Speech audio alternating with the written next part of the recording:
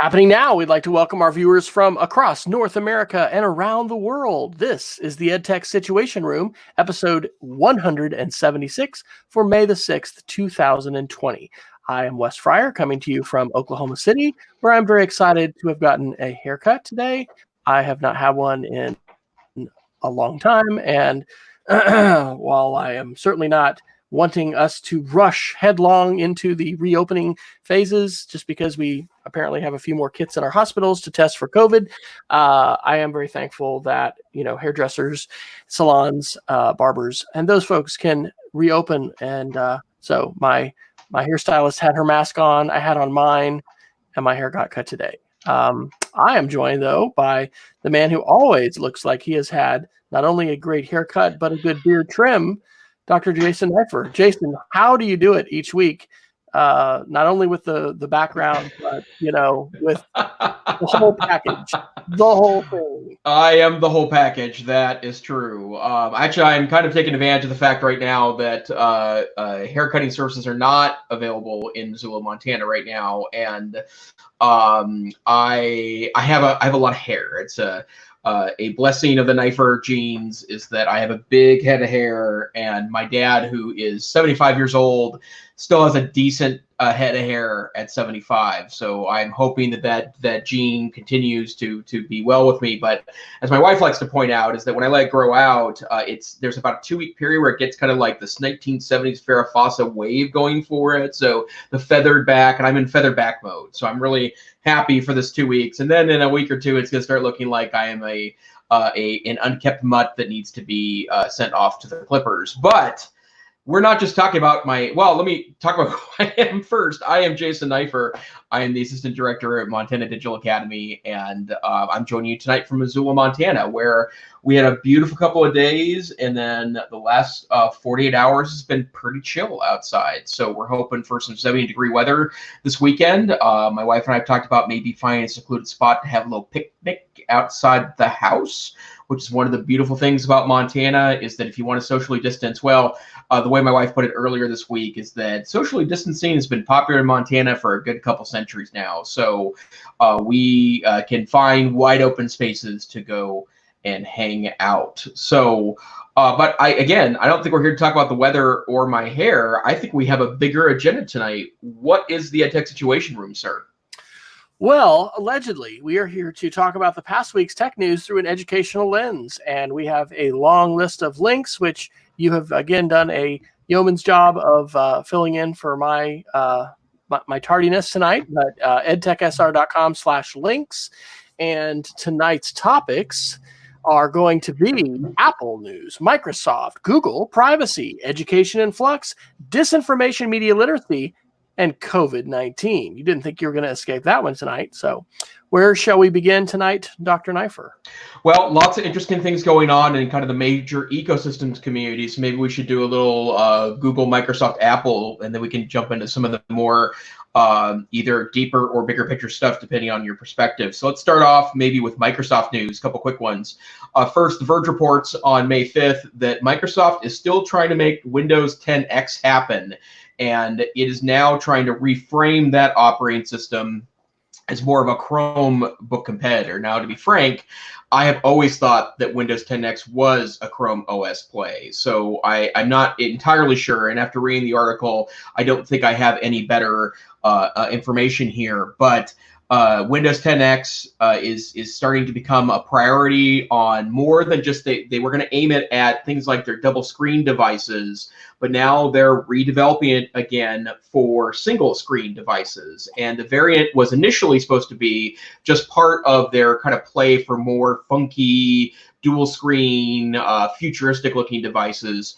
But they're going to, again, I think, try to work this out for kind of single screen devices. So in other words, a laptop or maybe a tablet that's a convertible. And for those, we've talked about Windows 10X a couple times on the podcast, but in essence, it is a simplification of Windows that takes kind of a modern, maybe even a more modern take on the Windows 10 interface, and then allows apps just to be installed from the Windows App Store. And I'm not entirely sure if I'm getting that name right. I have tried out Windows 10X. Actually, I tried it out when it was Windows 10S, which was the precursor to Windows 10X. It was fine. The part of the problem with it was that it was limited to the Edge browser.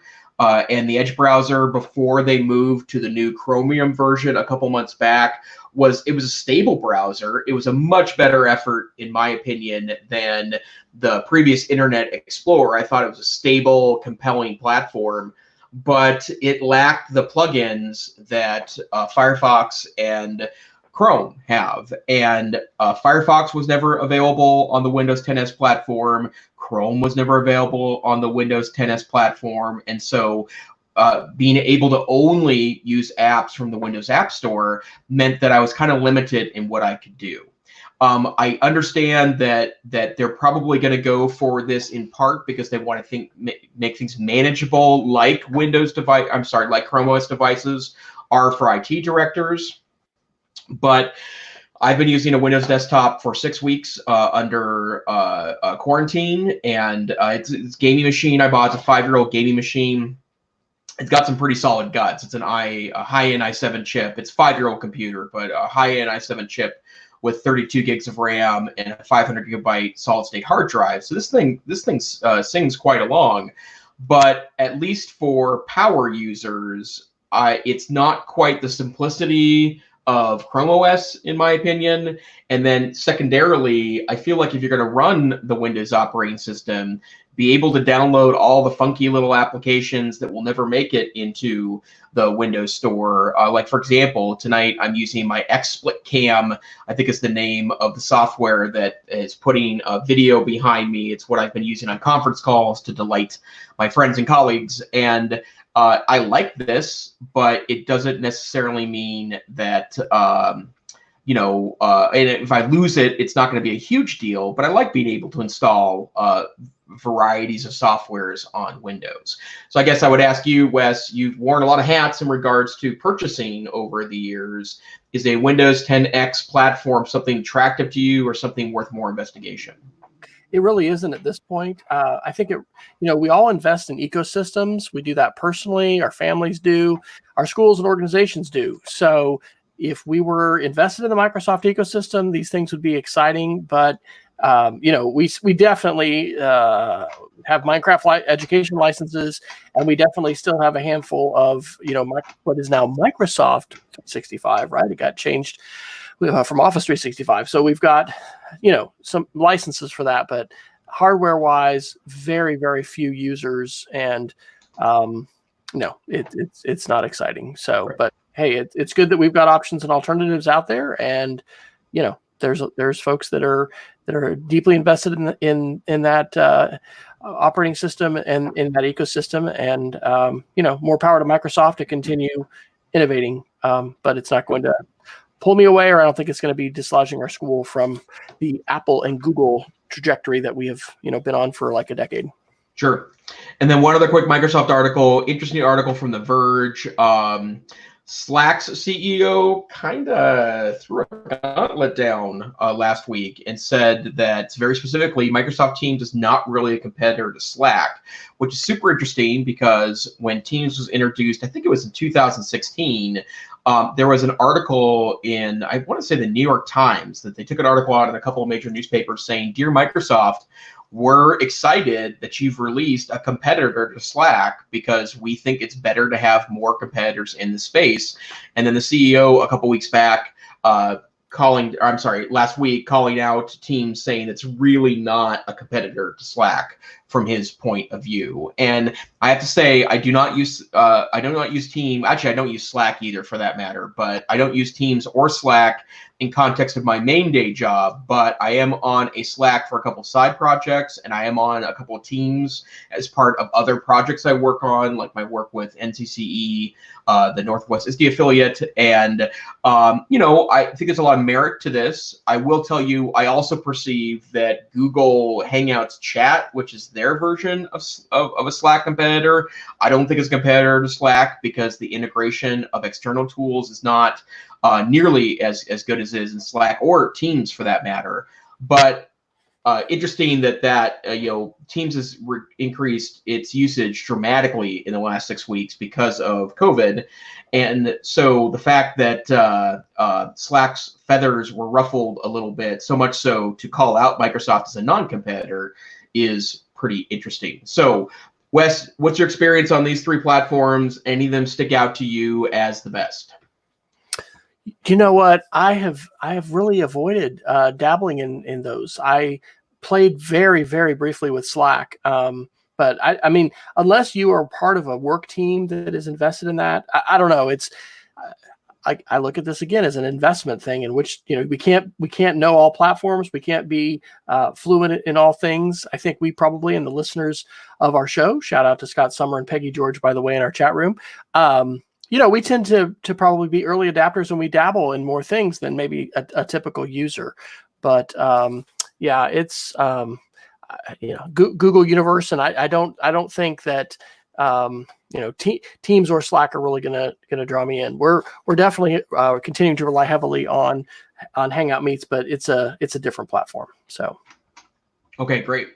So, and then there's a quick Apple article, and then we could either go elsewhere or we could get through the kind of pile of Google that kind of crept up on us this week.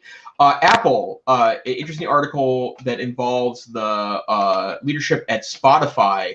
And this is a topic we've talked about in different ways over the years, but the Spotify CEO says that Apple will definitely open up more in the future. And what the Spotify CEO was referring to, by the way, this is from The Verge on May 5th, that right now the phone, the tablet, the watch are pretty locked down in what you can use and install on those various platforms. And of course, Apple prefers its Apple Music application and that ecosystem over third parties, including the most popular app, which is Spotify. But the CEO says he expects the ecosystem to open up, from what I'm reading, fairly dramatically in the future, including allowing way more installables, especially on the watch operating system. So, Wes, you are a resident Apple guy. I also know you're a Spotify user. So what has the Spotify experience been for you on the Apple ecosystem? Yeah, so this article is exciting to me. I don't know what it was, maybe 4 months ago or 6 months ago, really because of our 16-year-old who's in 10th grade, spun up a Spotify family subscription. And for me, the fact that we have the Google smart speakers and you cannot play Apple Music on them, I mean, just daily, I absolutely love being able to use my voice to shuffle playlists, to play specific songs, to be able to play podcasts. I mean, we I don't know if this was, we had, I guess it was my phone. I switched phones because my speaker was going bad. And so actually, in that case, it was Siri that was just not working for me for about a week. And man, I didn't feel like I was dying. Okay, that's an exaggeration, but I rely on it. Like I rely on it all the time. So Spotify's been fantastic. I think this is great. Apple historically, when the iPhone first came out, there was no app store. And Steve Jobs, thought that Apple would provide all the apps people needed. And it was really an afterthought and surprised him as well as all kinds of other people to see the explosion of creativity and revenue, which happened by opening things up so that developers could, put their creativity into that. And so we continue to have these sorts of platform wars. Amazon and Apple, I think, kind of made up. And now you have Amazon Prime Video that's available on Apple TV. And I'm glad to see from a consumer standpoint more options with devices, right? Because it's unfortunate for me that I couldn't use my Apple Music subscription on my Google ecosystem smart speakers. I love Spotify, and the more that people are oftentimes quick to condemn algorithms and screens and YouTube, and there are problems, but when you invest in an ecosystem that is using machine learning, where it is not only learning from what you enjoy and you like and you tell it, but also what other people do to make suggestions. That's true of YouTube and it's true of Spotify. It's wonderful. It is absolutely wonderful. So I'm glad to hear this. And I'll pick up a couple other Apple articles actually that I put in. Peggy and I'll answer Peggy's question. She says, you use Siri to give voice commands for Spotify. I do. And I get to do that in the car. We have an aftermarket CarPlay compatible, stereo. And so I have my iPhone 8 now plugged in, and I can say, I actually just push the button. I don't have to say, hey, yes. I can say play such and such, shuffle such and such playlist on Spotify. And I guess I found this out by accident because I didn't read this somewhere. I can control Google Maps. I really don't like Apple Maps. I've deleted it from my phone, but I can actually, if I just tell Siri or just ask Siri to navigate, it'll say you don't have the Apple Maps app. But if I tell it an address in Google Maps, it will do it now. So I think that's, again, a sign of opening because it's letting that kind of control. And hey, got the Apple Watch here. I'll be thrilled to see more capabilities there. So I dropped a couple Apple articles in. Ars Technica, May 2nd. Face ID doesn't work when you're wearing a mask. Apple's about to address that. And as the article says, they're not figuring out how to scan through your mask to, do something really high tech there. What they're doing is bypassing the timeout, because right now, if you're wearing a mask and you have Face ID, it will time out and then you'll be able to, put in your code, I guess. And so that's going to happen quicker in the new version of iOS. And then also, this was from the same Ars Technica, but it was on April 30th. In an unusual investor call, Apple reports flat quarterly earnings amidst COVID-19. One of the things I thought was significant was, Tim Cook, and of course this is true for us in schools and pretty much everywhere, says it's just too hard to look through the windshield of the next 60 days to say with accuracy what's going to be happening. So they don't give a real forecast for the next few months because they can't. But Apple has still, services revenue continue to increase, and they're continuing to, I think they were profitable by just a little bit. I think they made some very smart moves with this iPhone SE. Both my wife and our middle daughter have been on the iPhone 6S, and T-Mobile has offered some good deals. You basically, at the best scenarios, you can get about $100 on the open market, maybe a little bit more. It depends on your memory and stuff, but that's what the retail sale is going to be, and so you can do that directly with T-Mobile. And so anyway, they literally just hooked them up last night, and they've both upgraded. So it's an A13 processor. It's the same form factor as basically the 6S and the 7 and the 8. It's got the home button. It has this is an 8, but it's got the whole bezel around and everything like that. But I mean, it's like $400, and it's not $1,000. And so that is smart, I think, on Apple's part. And so from a revenue perspective, I think we'll probably see Apple do really well with that phone, because at some points, people have criticized Apple as well. It's just the luxury Cadillac, and everybody doesn't have $1,000 to spend on their phone. And that's true.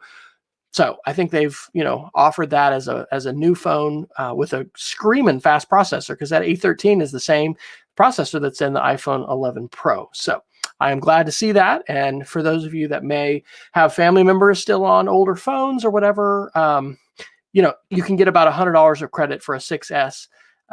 When I asked T-Mobile, just the trade-in value, it was like either $12 or $16. Yeah. But because of this deal, anyway, you get this credit on your bill, and you end up getting $100 credit. So yeah.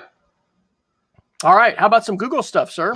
Sure. Well, first, I just want to share a resource, and I think I intended to share this last week, and it never made it into, I think, the notes. But there is a really great website. If you are in a Google district and you are using the Google tools, there's a wonderful resource called Teach from Home. It's teachfromhome.google, and it goes through and provides not only kind of a sense of all the tools available to folks at any given time, and they have to be turned on in your Google domain to access all these, but it also gives a great set of tutorials for this. And so if you're new to if you're new to the Google ecosystem, I just try to mix two words together, as I oftentimes do, or if you are supporting users and you have maybe some new folks that are new to the Google, I did it again, if they're new to the Google ecosystem and you need a good solid training resource, teachfromhome.google is pretty amazing. So I thought I'd start off with that. But a lot of other interesting Google news this week. First, I would actually, let me start with kind of a fun one. The USA Today reports on May 1st that there's been an interesting phenomenon that I don't actually say is COVID related, but rather instead it's something that's been happening, but I think it's been highlighted in the fact that YouTube's viewership has gone up pretty dramatically. But it's kind of the tutorial movement on YouTube. YouTube's always been an amazing tutorial location, but it's basically everyday tutorials and people focusing on things like how they make coffee at home and how they set up their desk at home and how they work at home and how they do all the stuff that's part of this process, and or what I do during the day, or my day, managing my diabetes, or recovering from my kidney transplant, just, using examples from my own life to try to do that. And they also mentioned the notion of with me videos, which is this thing where you're just doing your thing, whatever that is, a craft or hobby, or maybe you're a woodworker, but you are engaging in a project. And here you are, right? Like, you can do it with me via YouTube. And I am reminded of the biggest YouTube star I know, which is Mike Augustinelli, the guy I work with at the Digital Academy. His mom, Gail Augustinelli, has the Gail Augustinelli YouTube channel, 36,000 subscribers, a thriving Etsy community. And in her retirement, she is engaging a large community of folks that are basically watching her craft. She does scrapbooks and journals and crafting projects, and sometimes it's literally watching her clean up a craft table, but she's kind of making her way through that. And, she calls the videos Craft with Me, right? Like, it's Craft with Gail, Craft with Me today. And I like this. I mean, I've talked a lot about how I've really increased my YouTube viewership in the last couple of years. I stay away from politics, generally speaking, in part because I need an escape from that, which is why I'm going to YouTube in the first place. But I subscribe to dozens of cooking channels. I am absolutely in love with the Bon Appetit cooking channel on YouTube. And I'm not alone. There's been a lot of media in the last 6 months talking about how Bon Appetit has really nailed the YouTube piece, right? Like, they've been figuring out ways to get pretty charming chefs. I mean, they're not TV chefs. This is not Bobby Flay and Rachel Ray. These people are more accessible and they act more like human beings. And sometimes their experiments fail.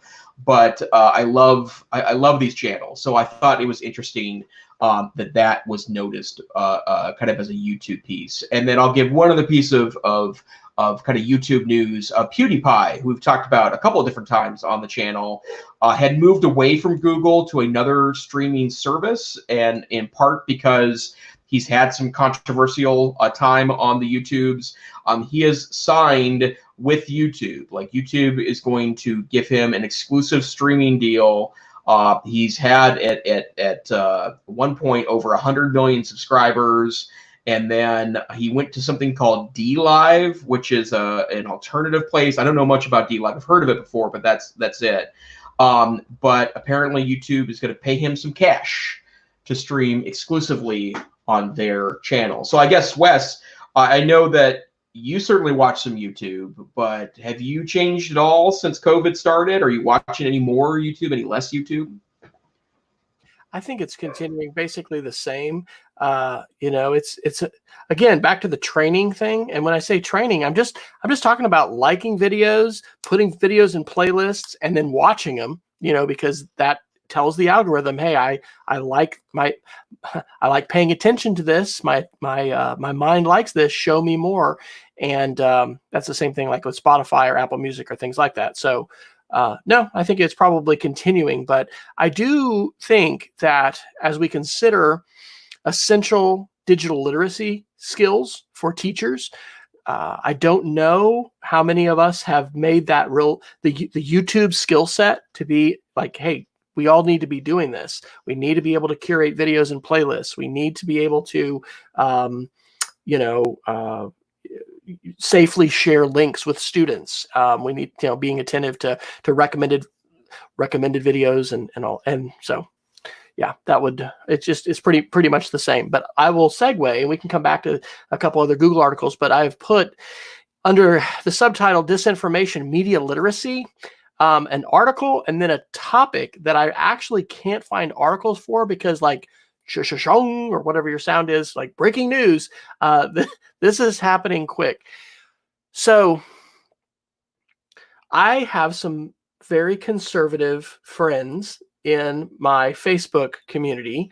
And some of these folks go to our church and like we know these people well. And so one of the things that evidently is now happening and popping up, and I've got an article related to this that's a little bit old, is there's this new, quote, documentary called Plandemic, the hidden agenda behind COVID-19.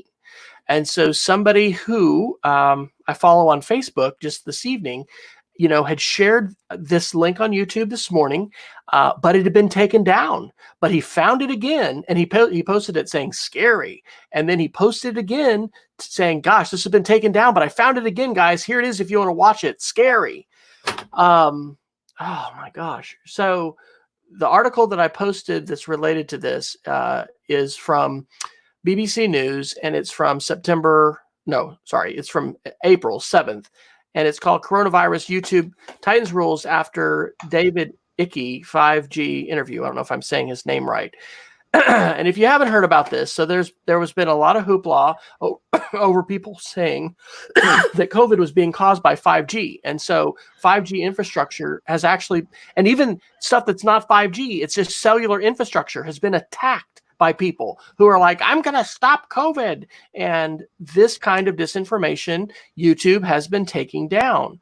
Well, this, quote, documentary about Plandemic, I think fits into a similar category. Now, one of the things, and then I read this in a different article that a different person, it's like a classmate of mine from the Air Force Academy was sharing. And I actually tonight, so she had shared this article. And before even talking about the content of this, which had to do with YouTube takedowns, I Googled the name, or I got that website, I put it into Wikipedia and read about it because, you'll get a lot of banter on Wikipedia. You'll get both sides, but if there's controversy over a source, that's a good place to look. Anyway, in this article, they say that, this is quoting YouTube, this is quote, we have clear policies that prohibit videos promoting medically unsubstantiated methods to prevent the coronavirus in place of seeking medical treatment, and we click remove those videos violating these policies when flagged to us, a spokesman for YouTube told the BBC. And then in quotes, it also says, now any content that disputes the existence or transmission of COVID-19 as described by the World Health Organization and local health authorities is in violation of YouTube policies. And then they were talking about that in the context of 5G. So my question to you, Jason, which is an extremely easy one, and I'm sure you'll be able to just answer it in one sentence. How do we effectively and with kindness interact with folks that we may follow and may follow us on social media when it comes to these kinds of things? Because it's hard. Your thoughts, sir? Here's the big challenge, right? Like, you do it with love and kindness, and it doesn't necessarily get across. You do it more aggressively, it shuts off the line of communication. It is an extraordinary balance that I don't really know the answer to. And I'll give you an example of this. In 2016, after President Trump won election, so a couple of days after that, and folks that weren't big fans of President Trump, or then President-elect Trump, it was a lot of Facebook sharing going on back and forth. And there was a series of posts from a friend of mine who tends to be not particularly close to me politically, but good guy, honest guy, smart guy, posted an article from a less than reputable news site that said that, Time magazine got caught with their pants down because they had predetermined that Hillary Clinton had won the 2016 election and had covers that they'd already shipped out magazines with her as the winner. And it ended up that they'd actually printed both covers because it was a close election, and they want to be able to get either was a history-making candidate, right? Like, it's hard to deny that the winner of the 2016 election made history, right? And they're also president of the United States, right? So history-making candidates. As it turns out, Snopes had an article that talked about how they'd printed up both, and that also in some regions the Clinton cover got shipped out, and Time was embarrassed by it and apologized. And I think that was the story. I could be exaggerating parts of that, but the point is, I pointed out a Snopes article. And I trust Snopes. I have watched them for 20 years turn into a good verifier. Their research is always well cited, and it kind of gives me the warm fuzzies as a former debater and debate coach, that I can go and click on the links that they're referring to and look at all the different sources, and I can make my own judgment. And I was immediately chastised as a sore loser, even though I wasn't running in any elections in 2016. And then more importantly, they questioned the validity of Snopes. And that's the part that it's hard to do this, because if any source that you might cite that you consider to be legitimate is biased, right, then that becomes really problematic, right? That it's hard to have a legitimate, conscious conversation about that process. So the frank answer is, I don't know. And this is what's made the internet so incredibly difficult as a resource, because literally anyone has an extraordinary publishing platform at their fingers. And again, we've talked about this dozens of times in the past. We like that about the internet, right? By we, I mean Wes and I like that about the internet. We love giving voice to our colleagues and to our students, to be able to share views and share their creativity and share the good things that are going on and their perspective and point of view. That's undeniable. But the problem with the fact that everyone can share with these technologies is that everyone can share with these technologies. And so it's not hard to put together a video utilizing low-end equipment that has actually a relatively high amount of production value. You put it on YouTube, and it's not difficult for that to become a worldwide sensation quicker than you might think. So I would just repeat one other notion. I think I say this in the podcast every couple of weeks. If you're sending kids out to the internet to research, and you're not giving them tools to at least verify their sources, you're making a mistake.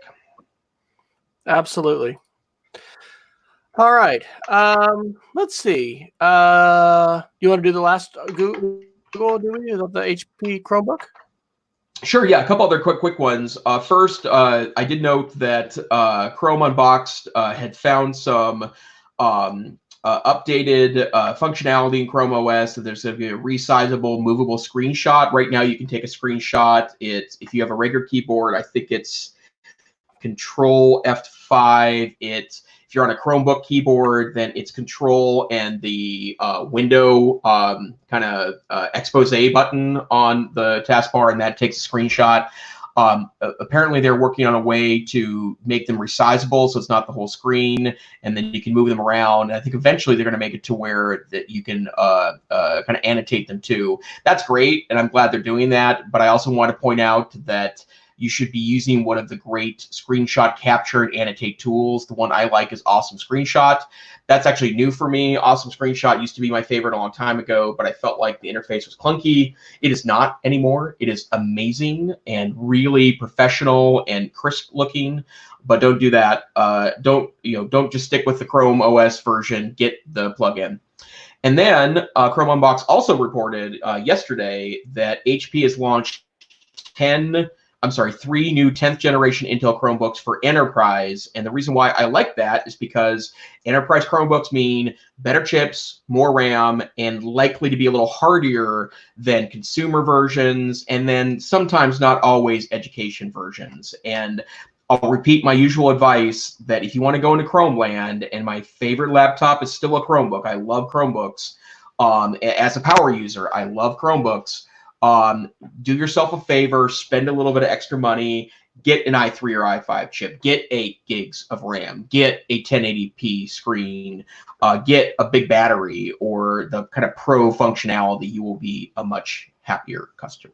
your return on investment is going to be greater. You're going to get to keep that one. And if that just goes back to the iPhone SE, an A13 processor in that chassis is going to last a while. And these devices haven't necessarily plateaued completely, but the function of a laptop as well as a smartphone, it's, yes, you could get a better camera. Yes, you could have a few more features, but the OS core, whether you're on Android or iOS, is really similar. So it's important to pay attention to that, because whether it's a family purchase or it's an enterprise purchase for school, we want to use these things for a while. And making that, I totally agree, making that investment in the greater RAM and the faster processors is going to mean that you can use it for a longer period of time. Right. And I'd like to note that Chromebooks, if you buy a new one, a Chromebook is an 8-year supported device now, right? Which is extraordinary, right? That's not the case universally in either of the other two architectures. And so if you are looking for a long-term investment and you want an 8-year device, buy a faster processor, buy a little more RAM, buy a higher definition screen, and then use the device for 8 years. And in fact, I have a couple of older Chromebooks that I bought used, but 2013 high-end Chromebook and a 2015 high-end Chromebook. One of them stopped receiving updates because this was before they'd extended to 8 years. But that 2013 Chromebook is excellent. It's the original Chromebook Pixel, and it is a fast, beautiful machine. It's still, and I wish they kept updating it because it would be just fine with the modern software. So something to keep in mind. And Scott Summer is echoing much of what you said, saying Chrome Unboxed is a great Chromebook resource, and he's loving his Pixelbook more so even than his school-issued MacBook Pro. So that is some high praise. Awesome. I would like to go to a couple COVID articles. So this first one, I'm not going to go through the whole rabbit hole of how I got to this, but it has to do with somebody from India that I connected to doing some keynotes over video conference a few years ago. It's from a website called Worlds of Education on April 9th. What the COVID-19 pandemic will change in education depends on the thoughtfulness of education responses today.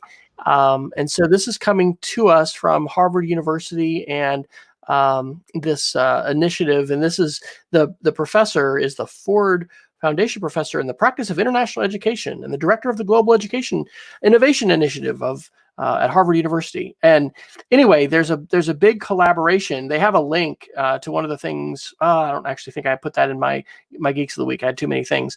But they have a curated list of resources. But this is taking a global look at COVID-19 and what it is doing to students as well as the work and labor forces worldwide. And one of the things he's arguing is, public schools were established to try and level the playing field. So it wasn't just, children of privilege and wealth who were going to have educational opportunities. And so in this environment, unfortunately, those who do have greater access, and of course also just have a safe place with food, and people that are more affluent are weathering this and being able to continue education, whereas the poor are really suffering. But it depends on how we respond, and what he is encouraging, not just here in the United States, but globally, is for leaders to really invest in education and to invest in resources and to, we've talked about the digital divide. And anyway, I think this is an outstanding article that I want to bring to people's attention. And then the other one, which I learned about through a video conference this week, is actually an open letter. And so this is from Kennesaw University. It is from two professors and researchers, Ben Scafidi and Eric Wern, and it's titled An Open Letter to Independent School Leaders. But whether you are with an independent private school or not, what they are forecasting is really, really helpful in terms of thinking about what school may need to look like, and also enrollments. And they're talking about, how private and independent schools are going to, what are their best opportunities for providing a compelling case for families paying that money and making that kind of investment. So they're talking about health and safety. They're talking about crisis management plans when teachers, staff, or students test positive for coronavirus. They're talking about some financial aspects, but then, work environment, and how can we best educate students who may be toggling between school, home, back and forth. And so I do not have a crystal ball, but of course there's a lot of smart people out there who are trying to project what things might look like. And okay, 1918 and the Spanish flu, which, by the way, this is a coronavirus. It's not a flu, but it's acting very flu-like. There were 3 big waves. Based on the things that I'm reading, it is very logical, and we're having this opening happen in Montana and Oklahoma and other states, some faster than others. We're going to have another wave of cases, and we might have several. That's what they had in 1918. Of course, we know so much more scientifically than we did before.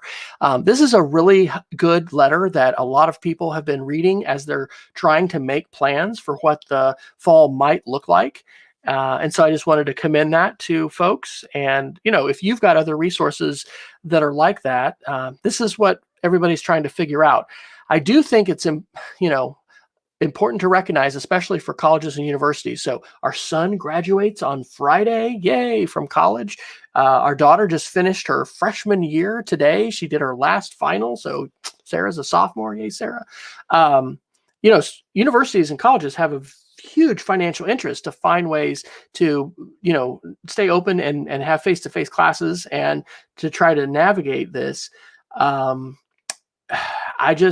It's going to be so interesting what families want to choose and whether schools are going to give an option to families, right? Because if you don't want your kids to go back, then is there going to be a remote learning option for your students?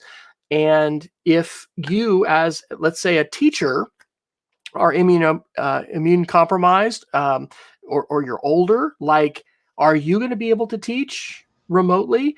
Or are you going to be required to keep your job to go back? All of those things are pretty important. So, Jason, any updates on the Montana opening and school environment? And what about the Digital Academy? Hey, you guys are already online, but you guys are supporting kids in face-to-face schools. So, any good insights that you have as you gaze through your crystal ball tonight? Well, my crystal ball isn't particularly accurate either. And in fact, I've not been a particularly great prognosticator when it comes to things like enrollments in our program. But I will tell you that we are in the middle of discussions. I noticed the national media highlighted that Willow Creek School in Montana was the first school in the nation to open this week. I don't know if that's exactly true, but it probably is. And I didn't like the way the national media covered it because people don't really get how rural really is.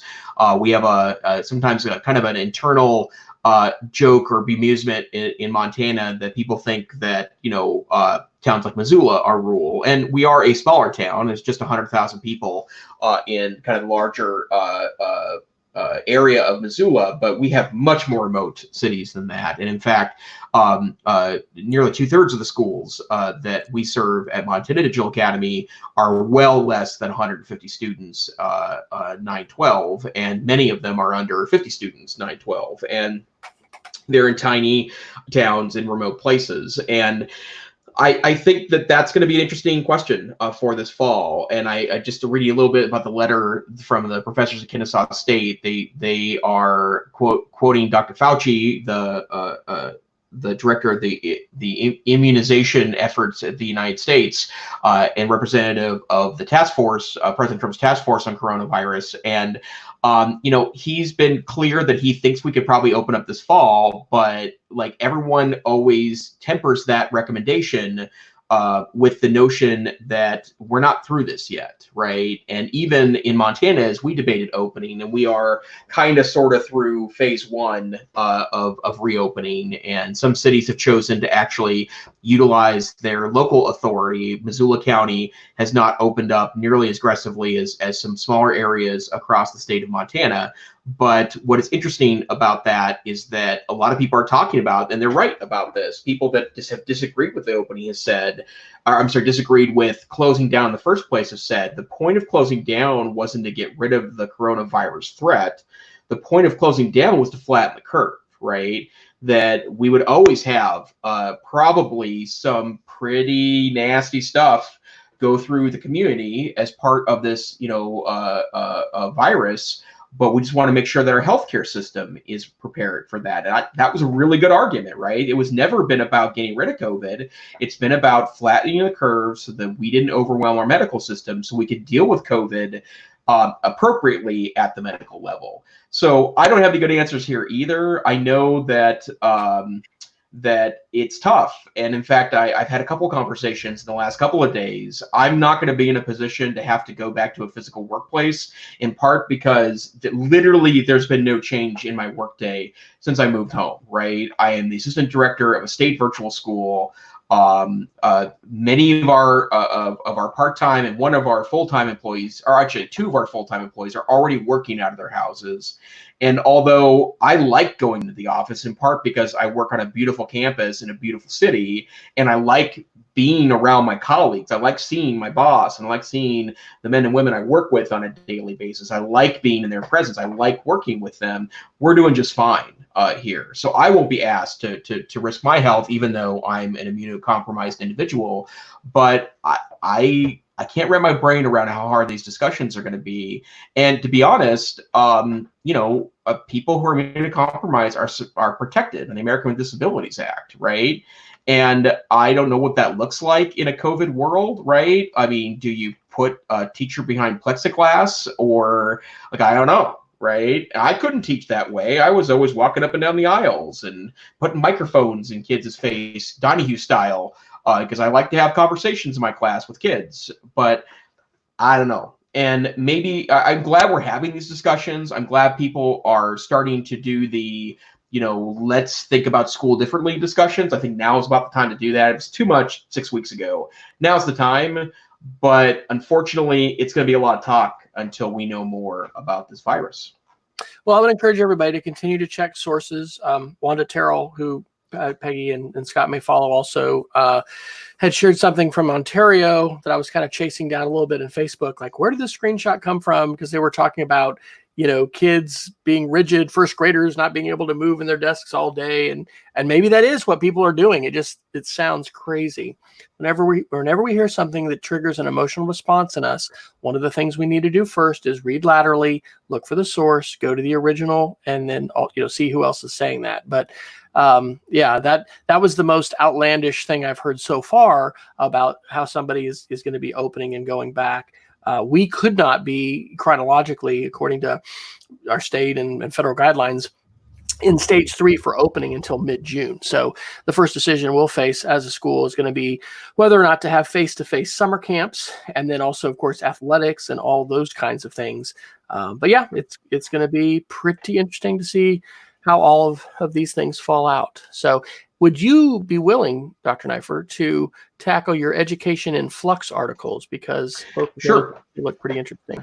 Yeah, the one I think there's definitely an article, and I might actually skip this one in next week because it could be a bit of a rabbit hole. There was a really interesting expose in Recode on May 4th about kind of the paranoia about cheating is making an online, when they say online education, they really mean, both my model of distance learning and also remote teaching, make it terrible for everyone. And I have some things to kind of talk about my regular program there. So we'll only focus on the one that's probably kind of related to the topic we just talked about.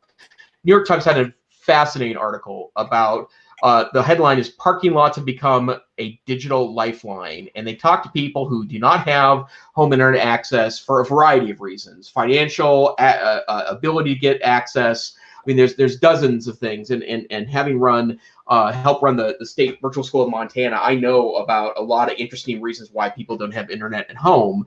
But people are literally taking their laptops and they're setting up shop in the parking lot of public libraries, universities, fast food places that offer Wi-Fi, and they sit down and work on their online class. Or there are kids that are taking advantage of clever schools that send buses around town with Wi-Fi hotspots in them and park them in parking lots so people can access the internet. And there are some stunning statistics in this article that talk about the lack of internet access. And they cite a Pew Research Center, by the way, excellent source, Pew Research Center study that 1 in 4 Americans has no high-speed internet access at home, which to me is shocking. And I know how big of a problem it is in rural Montana. It's an issue in places like Missoula because we don't have very many alternatives here, right? So there's no competition, which means it's not stable as it should be. I won't mention the provider, but there's still a DSL provider that advertises 2.5 megabit down DSL, which is really the DSL I was utilizing in 1997 in Helena, Montana, as somehow a viable option. But I have perfectly great 100 megabit internet cable. Actually, it's 110 megabit cable internet down at my home. It's only 10 up, but it's been fine for conference calls supporting 2 users, me and my wife. But this is something we got to talk about, right? Like if and last week we had articles that talked about that stable access to the internet is going to be required for the economic revival we're going to need to get out of, let's call it a recession, even though it's not technically a recession yet, whatever doom is coming to us in the next couple of quarters.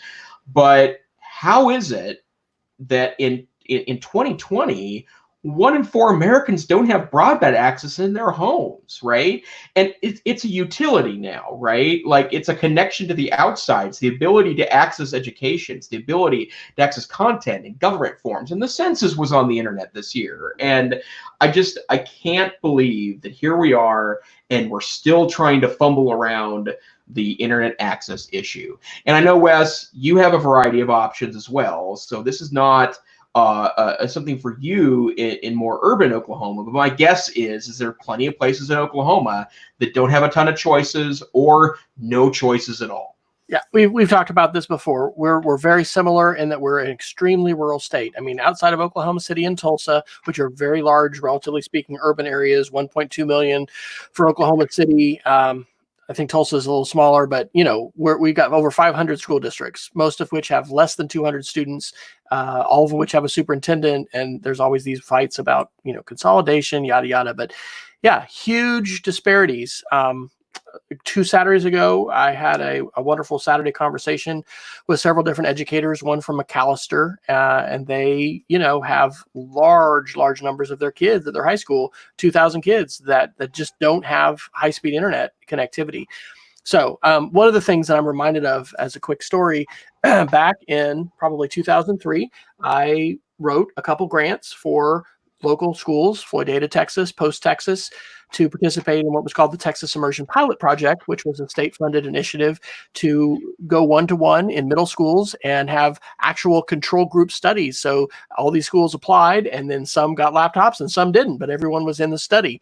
And so anyway, one of the stories that happened with Floydada, which is a pretty small community, probably most famous for its pumpkins that they grow that are wonderful and shipped all over the place, was before school, I guess before daylight savings time or whatever, these glowing apples that were around the building, and these kids that were there plugging in because they didn't have Wi-Fi elsewhere, and then just all the different places in the community. And there's all kinds of stories about, people pulling into parking lots and things like that. So fascinating it's becoming like electricity. Okay. Internet today, in fact, I would argue right now in our COVID-19 neo-coronavirus pandemic, like it is as important as water and electricity, because this is how we do commerce. This is how you safely get groceries to your house. Of course, someone is putting themselves at risk to deliver that and to be at the store, but delivery of groceries, e-commerce, and learning. I mean, online learning.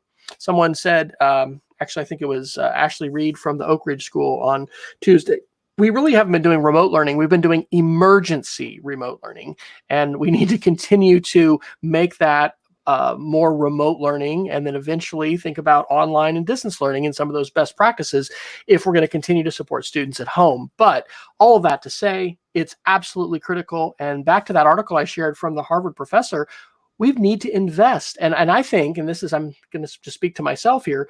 I mean, I need to contact my representatives and my senators and emphasize the advocacy we need for investment, because it's not, this stuff doesn't happen. You don't get high-speed internet in rural communities without regulation and intervention, and you can't just wait for the return on investment to bring, high-speed internet the last mile to extremely low population density communities. Peggy's asking, and we'll throw this one to you, Jason, where do you think the blame lies for lack of internet access? Legislatures and funding? That's part of it, but to be honest, we've had a lot of federal money available to rural areas, and I think I talked about a couple years ago when this happened that a wireless provider that will remain nameless on this podcast did take a lot of wireless internet monies from the federal government to put in more towers to try to provide wireless access, which makes a lot of sense from an infrastructure standpoint. Didn't complete the job, took the money anyways, and then when other providers wanted to step in and get access to monies to provide that, were told they couldn't because that area was already covered. And we also had issues where people that lived on farms and ranches and large chunks of property around Montana that were utilizing wireless internet. So what I mean by cell towers, as critical infrastructure, right? That's how they access the internet, because wired internet wasn't available. That same wireless provider started turning off a bunch of accounts because they were too high of users, even though part of the promise of wireless internet in rural Montana was that. So, I mean, we all need to invest in this more. Legislatures is part of it. We also probably need some technological solutions here too. I know that internet.org, which was the nonprofit that was invested in by Google, Facebook, dozens of major tech companies, was working on like balloon-based wireless internet and had a lot of promising implementations. I think we need to continue with that. Have you seen the Starlink satellites of Elon Musk? Somebody in Facebook up in Edmond. I've heard of these, yeah.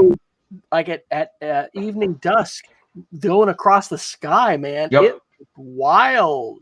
And so that's, we've got, 5G is coming, okay, allegedly, but you're gonna have to have devices and everything else. And then, Elon is riding to the rescue with Starlink. So not only will he be connecting the fleet of Teslas to this high-speed internet, but apparently he'll, some people think, become the world's largest internet service provider with high-speed connectivity to low Earth orbit satellites. But none of it's going to happen fast enough for the kids that are out of school right now, and that will probably be out of school for a considerable amount of time in the 2020-2021 school year. Yep, couldn't agree more. So it is 10:01 here in central Oklahoma. I don't know where this time went. I think we did stop, or we started just a little bit late because of my tardiness. So any additional articles before, and I can go first with my string of Geeks of the Week if we want, but any other articles do you want to pick up? I think we're good for this week, but I will say, and let's deal with privacy first time next week, because I just keep reading about how there is a lot going on right now in regards to attempts to phish people's accounts. And I had a friend that is a very security conscious, and somehow a Microsoft Office 365, this was for a small business one, somehow got hacked into. No idea. This person is one of the most careful people I know that happened. Let's be safe out there, folks. And if you haven't taken the advice from us thus far, it's time for a password manager. It is. And hey, check my YouTube channel. I have a whole webinar recorded about protecting yourself and your family online. All right. Well, my Geeks of the Week are numerous. Just learned about this. The wonderful Google experts up in Kansas are going to have a free on-air G Summit coming up June 9th through the 11th. It is free. You can register. You don't have to be in Kansas or even near Kansas to participate, and it's awesome. Back in 2017, I organized what we called G Camp OKC, and a number of those folks like Travis True came down, and they are fantastic. They've really got a lot of great sessions. So they're going to basically just have a conference that's a one-track conference, but it's going to go for 3 days, and everything will be streamed live and archived as well. Really great shout out to Susan Van Gelder, who is, Peggy, one of our great K-12 online organizers for years. She shared this with me on Facebook this last week. What happens next? COVID-19 futures explained with playable simulations. And so, these kinds of visualizations are fantastic, both historically looking at what happened, and then projecting for assumptions, based on, how many people do we think COVID is going to, or coronavirus is going to kill? How many is it going to infect? What might things look like? So some really cool visualization algorithms that you can play with. This comes from Wesley Fryer. I don't know if you liked, what was it called? Choose Your Own Adventure stories, Jason, growing up. I did. Loved them. Yeah, this is called 57 North, and you can get it either for iOS or Android, but it also works with a merge cube, and it has hundreds of decisions that you have to make. And there's a little surveillance. It's like a story that happens up in Alaska with survival and escape, but there's all these security cameras around. And anyway, it looks so cool. It was free, I think, last week. It's not free anymore, but it looks so cool. You might want to buy it. And then back to deepfakes, which we've talked about before. Just have a link to a tweet with some pretty incredible Chris Pratt, Indiana Jones deepfakes. Another reminder, do not believe everything you see on video. Deepfakes are real, and especially for the people who have a lot of video imagery of themselves out there, either on commercial movies or because they've been on C-SPAN as a public official or whatever.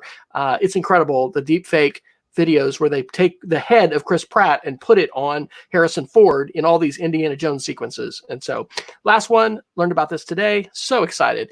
Had a chance last summer to go up to Rhode Island to the Summer Institute on Digital Literacy.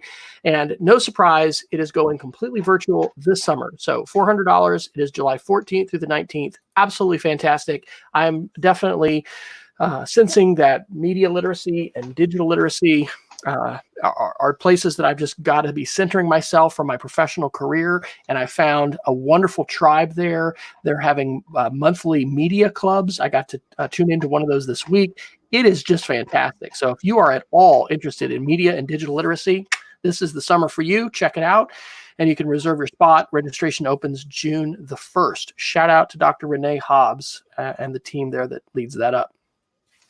Excellent. Well, I just want to share a quick one, and I think I've mentioned a couple of times that one of the things that happened under the COVID lockdown is I have moved from my basement, which was I had kind of a dark, tiny window basement office, kind of smelled like a basement, wasn't super great, wasn't totally fun to work in, and I moved into a guest room, and I'm working on kind of building what my wife likes to call the office of my dreams. But I was going to buy a standing desk, and standing desks are expensive. The good ones are expensive, and there's a lot of brand name ones that are pretty are pretty spendy, and I had literally researched this for 18 months. But what I discovered was that you don't need to buy a standing desk that, especially since I'm only maybe a couple of days a week at maximum raising and lowering the desk, right? So I found this online. It's at Home Depot. It's the Husky brand 62-inch adjustable height workbench table. And it is basically as good or better than any standing desk, electronic standing desk I've used. It has a hand crank, although you can find YouTube videos about adding a motor to it if you are feeling, pretty nerdy. But in essence, it is this wonderful, wonderful standing desk that has a beautiful wood top on it. And then I've been waiting for years to buy this, and so I had a clamp-on monitor arm that I didn't really think would work with my ginormous 30-inch Dell monitor, and as it turns out, it works great. And so all my monitors are on arms now. I've used desk space. I am trying to get my old microphone system to work again, so the Yeti microphone will be back at some point. It's also clamped to my desk, and I'm working on cable management. $229. I paid a little extra because I had this shipped to me, although I'm buying a side table for it that's a non-adjustable one from Husky that I'm actually going to have her delivered to Home Depot, and my buddy Mike is going to go pick it up and drop it off in my driveway. But wonderful standing desk, hardy, it's on wheels, $229, can't go wrong. Awesome. And Peggy George has shared Wesley Fryer's upcoming webinars. I mentioned Leslie, and yeah, she is a fantastic EdTech guru and source of knowledge. So, Dr. Neiffer, when we are not able to see the complete package, hair, beard, and space background here on Wednesday nights, where can folks find you? I'm on Twitter at TechSavvyTeach. Love gauging with people there. I'm also the Northwest Council for Computer Education Tech Savvy Administrator in Residence, blog.ncce.org. And I want to encourage, I did do a great webinar a couple weeks back for NCCE on master tips for working at home. You can find that archive blog.ncce.org. And you, Dr. Fryer? And we do have that link on episode 175 because that was a Geek of the Week last week. I am on Twitter at WFryer. Blog is speedofcreativity.org. And if I'm able to get some work done this weekend on this long trek up to Colorado, I am planning on offering some virtual iPad media camps and Make media camps in July, early July. And yeah, you can check those out. So this has been the EdTech Situation Room. We want to do a great shout out to Peggy George and Scott Summer for joining us live in our chat room and adding to our conversations. And I, just appreciate the chance to talk with Jason every week. So you can find all of our episodes on edtechsr.com. You can find the document, the Google Doc, which we have been having for 176 episodes now, on that edtechsr.com/links. Follow us on Twitter, and just in case something happens. I don't think Jason and I are planning any big trips in the next few weeks, so you're probably stuck with us. But if you've got any kind of suggestions for us, want to suggest a guest topic, we would love to hear from you. So until next time, stay safe, everybody, and we will see you next Wednesday, hopefully, on the EdTech Situation Room. Good night.